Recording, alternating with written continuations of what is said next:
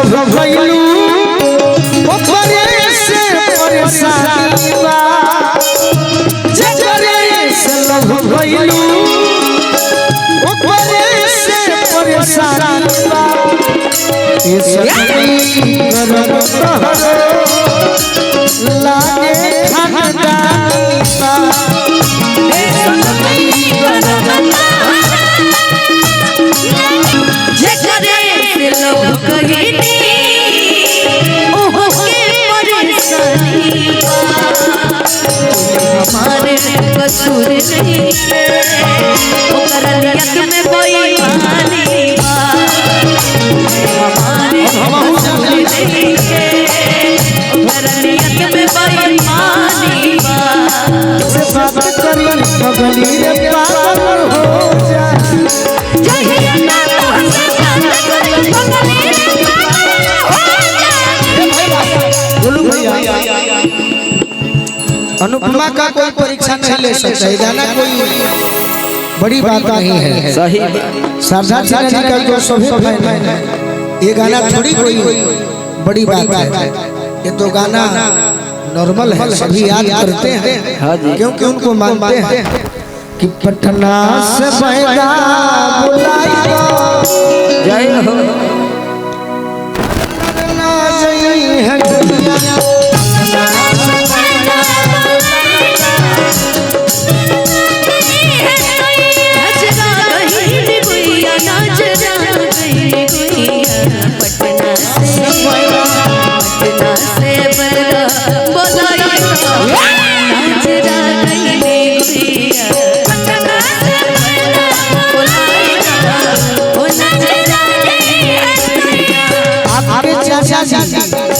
आपके चाचा जी और हमारे पिताजी गाना गाते थे वशिष्ठ भैया हमारे पिताजी गुरु हमें गरीब हमें किसान हमें हमारे बाबूजी गाँव रहल पियले शराब गाजा तारी पियले शराब गाजा तारी हमारे प्रिय मिलले अनारी पियले शराब गाजा तारी हमारे प्रिय तनास पैदा बुलाई जाओ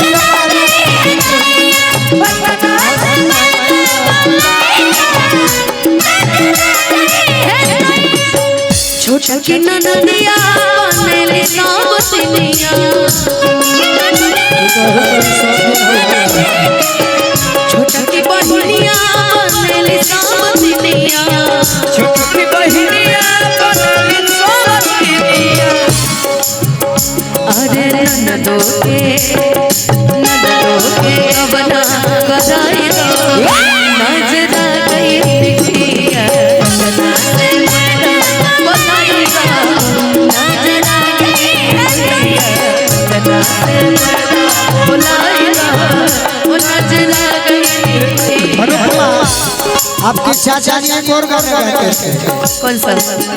अखिया मिलावत में अखिया मिलावत में अरे अखिया लजात बा का बात बा अखिया मिलावत में अखिया लजात बा का बात बा हमरा मन बुझात बा का बात बा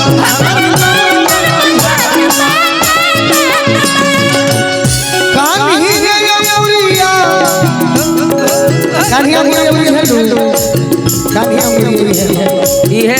कान्हिया मुड़िया अरे तो ही कटुका का हमरा मन बुझात बा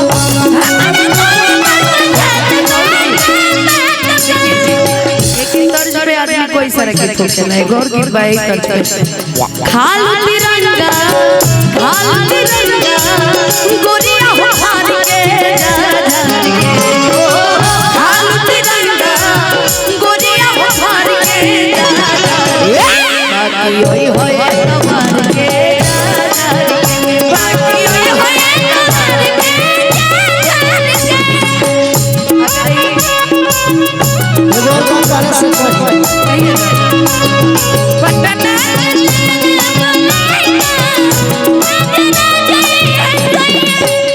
तो कहे के सपना हो गए कहे कि निजी जोन में बहिन हो गई मान मिली बाकी अब बड़ा दुखित रहिला कहे कि ना दोस्त मान ली चाहता मंच पे दोस्त के बारे में पर्सनल जीवन में हमने के भाई का लगा सही बाकी जहिया दोस्त मनोजन मंच के बाद कही तो हमरा से का अखिया लाया गरा अखिया लाया गरा गोरा होके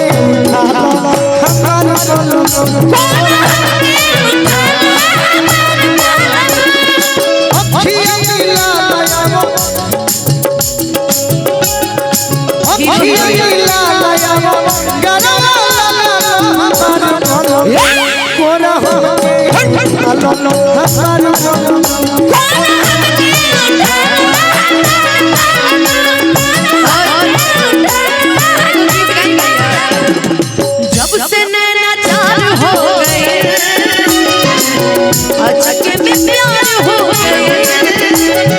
जब से नैना चार हो गए अचके में प्यार हो गए का कहीं हो हेलो हेलो हेलो का कहीं हो बोलू राजा से प्यार हो गए नीले के करार होला घर के पिछुआरी नीले कोई यारी घर के बेमारी में तरकरवा जी का है याद आवे लोग दीवाना कहे उनके समा हमें परवाना कहे उनके समा हमें परवाना दिल लगैले रही जिंदगी में मगर दिल लगैले रही जिंदगी में मगर लव के लौटरी में लुटा गई दिल लगैले रही जिंदगी में मगर लव के लौटरी में लुटा गई दिल लगैले रही जिंदगी में मगर लव के लौटरी में लुटा गई तारा से तारा दोस्त नहीं के हमारे दोस्त बा अनुपमा के धन्यवाद बा कि बस्ती जिला गोरखपुर में हां जी एगो प्रोग्राम रहे कब और सोनू भैया हमरा के गीत भेजल इतना अच्छा फल हां हां तनी खुशी हट गया है ने वशिष्ठ भैया एगो सोनू सिंह संजय जी बानी गीतकार शिवाजी जिला हां जी वो हमारे में गाना भेजे समय ना मिलल के हम रिकॉर्डिंग करी अनुपमा संग प्रोग्राम होत रहे हां हां दी तो बाबा कि अनुपमा संग जमेला सही बात अनुपमा के भी अच्छा लागेला हमरो अच्छा लागेला हां जी और दुनिया के भी अच्छा लागेला सही बात बाकी आज अफसोस लग जाए ये गरीब के मैं गीत तो बर्बाद हो गई हो गीत बर्बाद हो गई कर चल आज हम रिकॉर्डिंग करके गए रही थी शूटिंग में तो 2000 मिलियन सही बात बाकी स्टेज वाला हिट भइल देखिए एल्बम के राजा केहू के मंच के राजा रहुए सही मजाक करू काहे कि अब हमारा नौकरी तो लागी ना अब वशिष्ठ भैया से कोई बोल के भैया कहीं लगवा दी तो लगवा दी हां जी राजू चाचा से कहो कि ठेकेदारी वाले मनुष्यों रख ली आ गरीब में बानी तो का करो बाकी अनुपमा के धन्यवाद हो कि गाना लेके चल पर चली हो हां जी जग करे से लव भइलू ओ करे से परेशानी बा जग करे से लव भइलू ओ करे से परेशानी बा ए सखी करन लागे खनदानी बा ए सखी करन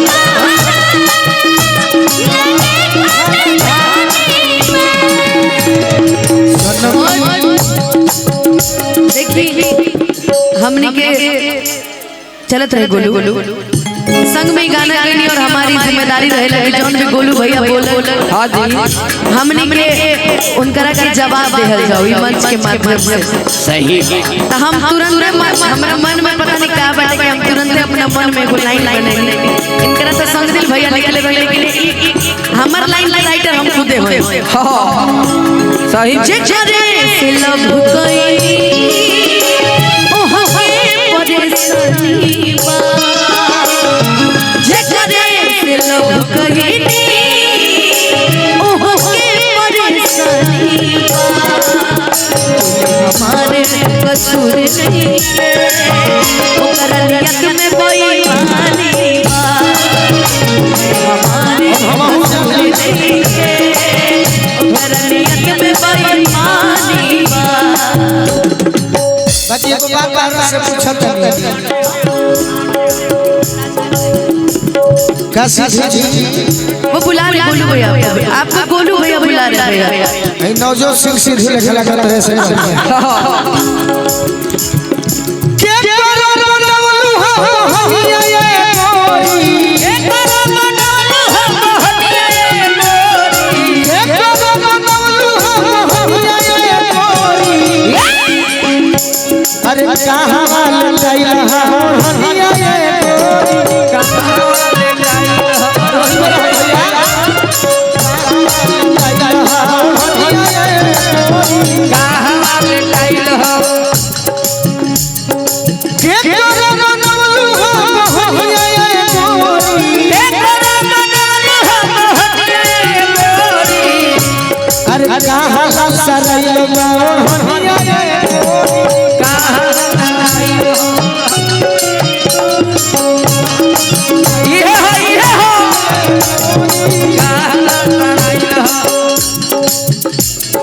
कितनी मोहब्बत है मेरे दिल में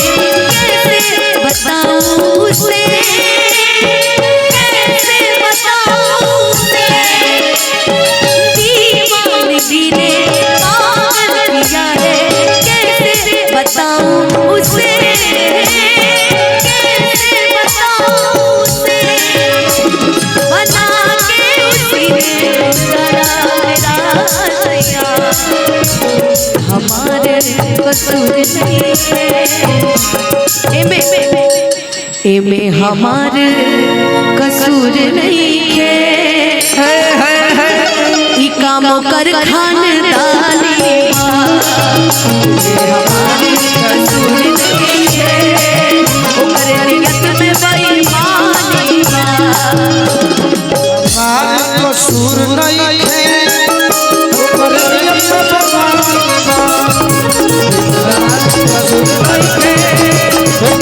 बेईमानी